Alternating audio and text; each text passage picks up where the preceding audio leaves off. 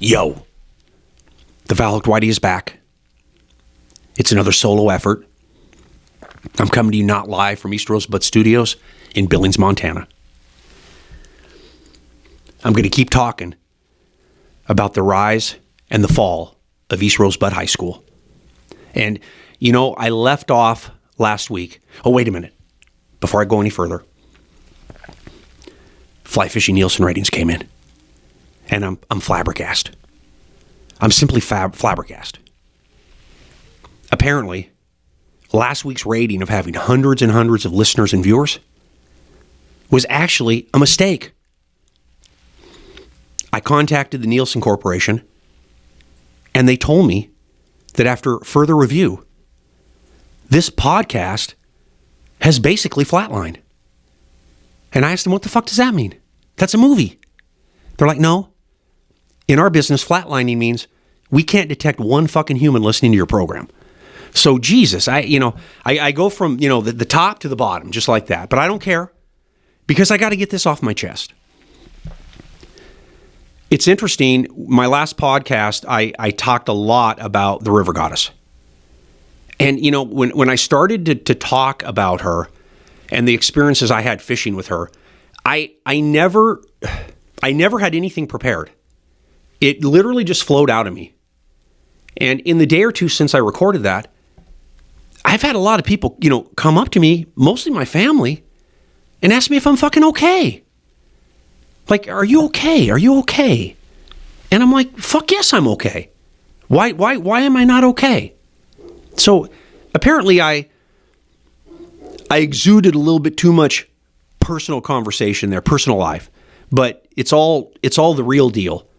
And the reason I talked about her was because what I've been able to do in my career at East Rosebud Fly Shop, those first 8, 10, 12, 15 years, straight up, I couldn't have done it without her. She gave me the support, the stability, the confidence, and more than that, the right word at the right time, the right compliment at the right time. Her criticisms were real, but they were subtle.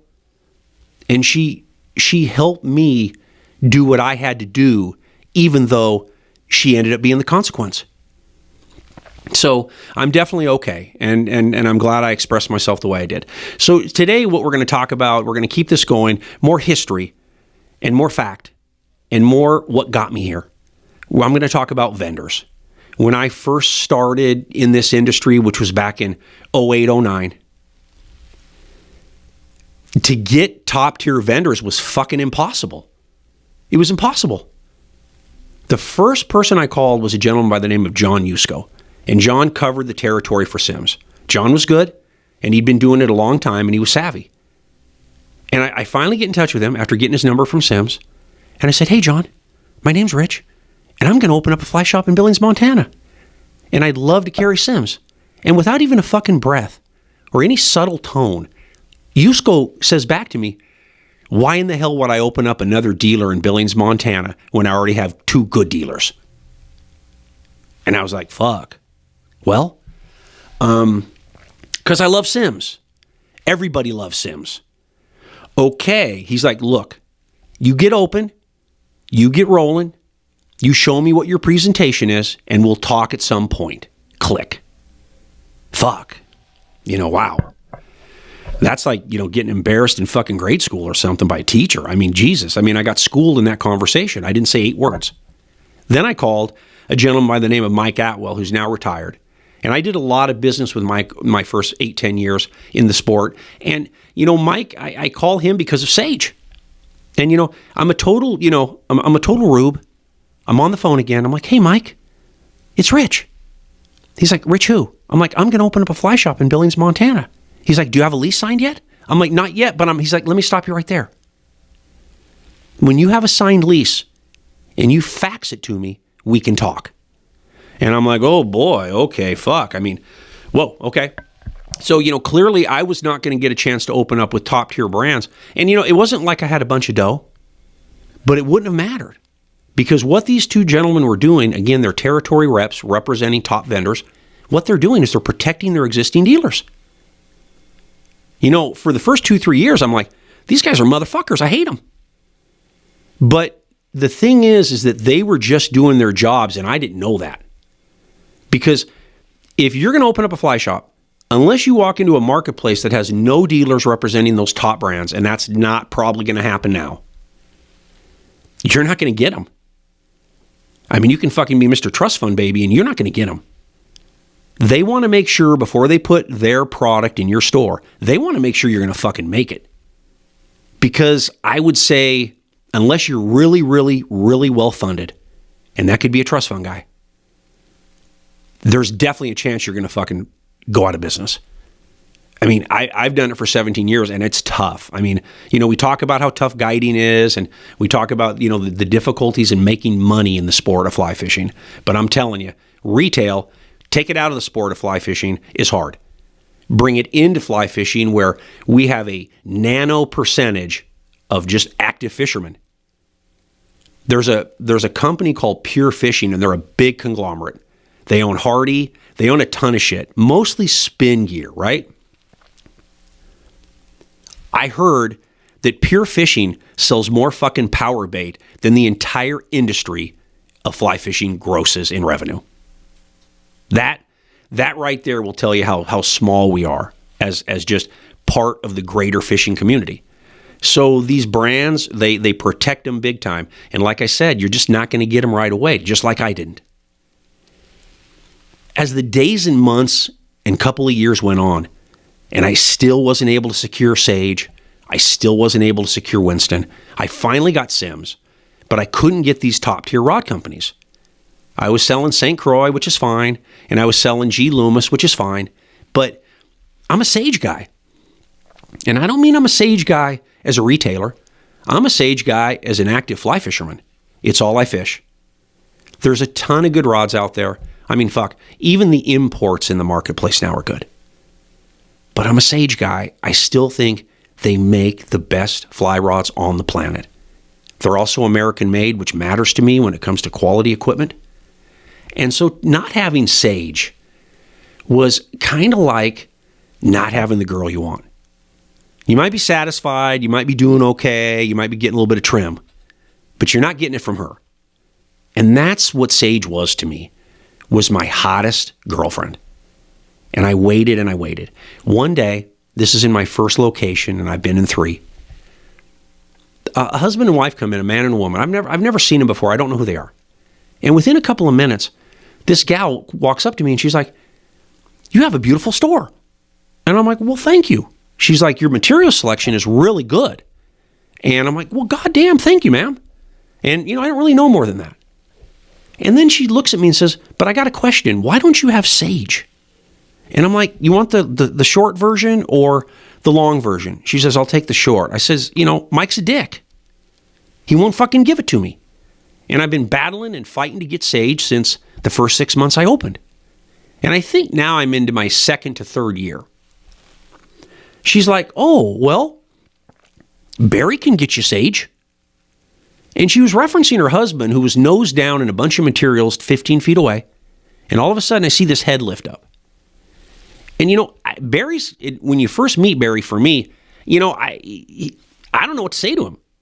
He's one of those guys that, he only talks when he needs to talk. He's super smart, and he's made a career in fly fishing. And I don't mean 20 years, I mean 40 years. Okay? Him and his wife, they host trips all over the planet. They're superb photographers. They've probably shot more covers in the sport of fly fishing than fucking anybody. I mean, they're really top tier celebrity couple. I don't pay attention, and I don't know who people are in this sport. So Barry comes over and he's like, "Okay, so what's the deal?" I said, "Well, Mike won't give me Sage and blah, blah, blah, blah, blah, blah." And he's like, "Okay, I'll call Mike." And I was like, "Fuck, oh, wow. I mean, thank you, sir." He's like, "I'll call Mike. And if you don't hear from Mike right away, give me a call in a month or so." I'm like, "Deal." Hands shaking, perfect. So I don't hear from Mike. I call Barry back, and he's like, "I'll make a call right now." And sure as fuck, within 24 hours, Mike's calling me. And Mike and I's relationship by this point had deteriorated to where I didn't even want the dude in my shop. I mean, I'm being a dick about it, no doubt, but that's how personal at this point me not having Sage was. I was surging on those two competitors I referenced in episode 1. I was surging on them. The one guy that never stalked anything, he was, hanging on by a thread. And, the schmuck who had everything, I think finally understood this new kid down here, he's working. He's getting people in there. He's getting more shit. And the reason I got more shit was because in my first year or two, I didn't take a dime out of this fucking business. I didn't take a dime. I mean, maybe a dime, but not many dimes. And I put all the money that I made right back into inventory and filling that place up that I had. And that's what got Kathy Beck to reference me to come up and talk to me. She liked what she saw. And to them, a shop like mine should have Sage. So Mike comes in and he's got this kind of like embarrassed look on his face. And I'm just, I'm still being a dick. And he starts to get that look at me like, you little punk, you little smart ass punk. And he finally says, I got a call from Barry Beck. And that right there, that was the start of me having an opportunity to dominate the marketplace. He didn't give it to me right away. He waited a couple months till the fall season started. He gave the dude up the street that kind of consideration. Told the guy that I was going to get Sage. You have to understand, out of all the premium rods that are sold in this industry, I would say that Sage is that one brand you don't have to explain. I mean, it's weird. Even a novice beginner, for some reason, has heard of Sage fly rods. So it's a game changer for me as far as my gross, let alone my pride as a shop owner. So Mike, took care of that, and I was ecstatic.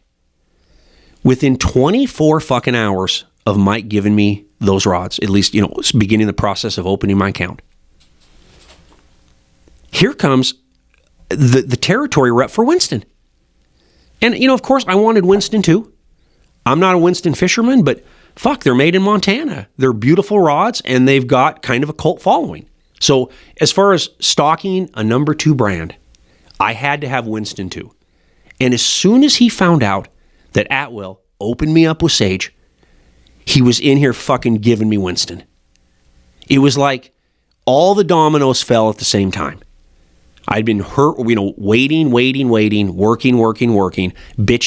bitching.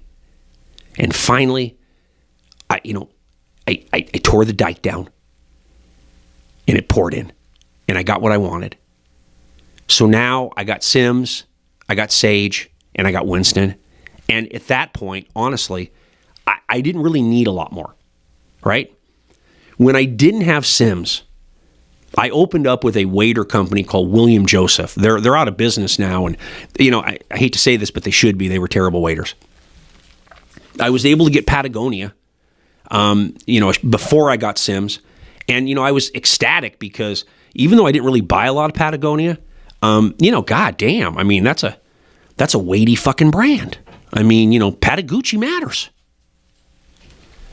So I get them in, and then I continue to they were a big disappointment to me. I mean, again, we're talking about, their waders and their boots. They were a disappointment to me because, they for such a marquee name in outerwear and sportswear, layering, I never did well necessarily with their waders and boots. I don't know if it's I'm not sure why, probably because I'm a Sims guy. And the point I'm trying to get across here is that when you're a leader on your sales floor, when you're a fly shop owner that actually works his business, and I wouldn't even have half of what I have if I left somebody else running my business, I can tell you that. And I got a great fucking crew here. But, it isn't going to happen unless you make it happen. I don't care if you're running a plumbing business or a fly shop. The strong one should be the owner setting the pace, and that's me. And now I had the vehicle set with the brands I needed. With Sage and burying Kathy Beck died a year ago. It kind of, being my age and seeing the attrition of people, both my friends as well as people in the industry, I got to admit, for really not knowing Kathy great, that impacted me.